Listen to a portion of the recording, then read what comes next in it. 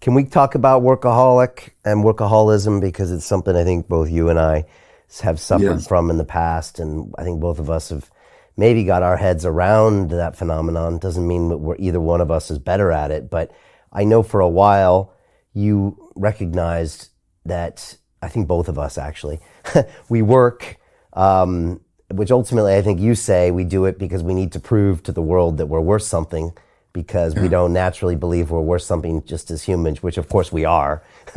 Well, we do naturally believe it as an infant. The first day you're born, Right, you expect it. You expect to be the most important thing in the universe, right, right. you know? So, but somehow we learn that we're not. And both you and I learned that through our particular childhood trajectories and the trauma that we sustained. In my case, the learning wasn't purely voluntary. It was in London, not that many years ago, that my wife said to me, I don't know if I told you this before, but she said to me, buddy, you've written a book called When the Body Says No. Now you better write one called When the Wife Says No, because I'm not putting up with this anymore, you know? She had enough of your workaholism. Yeah, But and the workaholism and the impact on our relationship. how did that manifest? Well, you see, any addiction, and workaholism certainly is one, will be accompanied by withdrawal symptoms. So, and also exhaustion, you know. So I could be out there and be present and grounded and compassionate and utter whatever wisdom I'm capable of channeling in front of hundreds of people.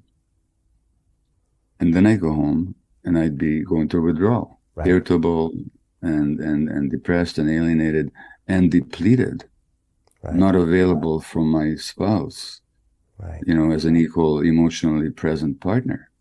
Yeah, And women feel this, you know, and at a certain point, my wife decided she wasn't going to put up with this anymore. But not only that, she wasn't going to try to make it better by compensating and by being nice. And, you know, she was going to say, no, my needs aren't being met here. And either you turn this around or this relationship is in trouble, you know? And I was wise enough by then to listen, you know? And like you say, it's not that I've totally resolved the issue, but I'm much more guarded about it and much more judicious in making my choices. which I means you also have, don't need it. I also don't need it as much anymore. I mean,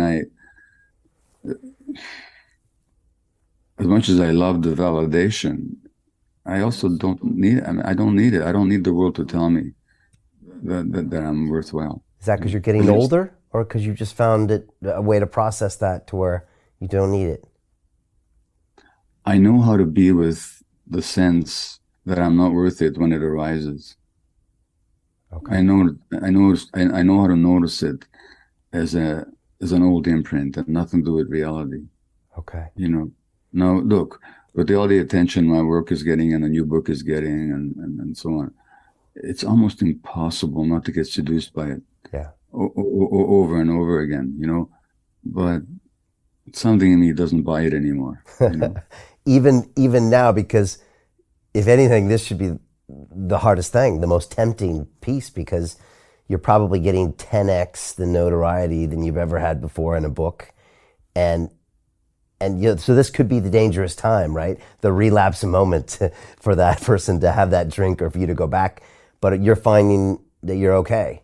You can be okay with it. I'm finding I don't want to be categorical about it, but I'm finding I'm much more judicious about it and much less inclined to fall into it than I would have been not that long ago.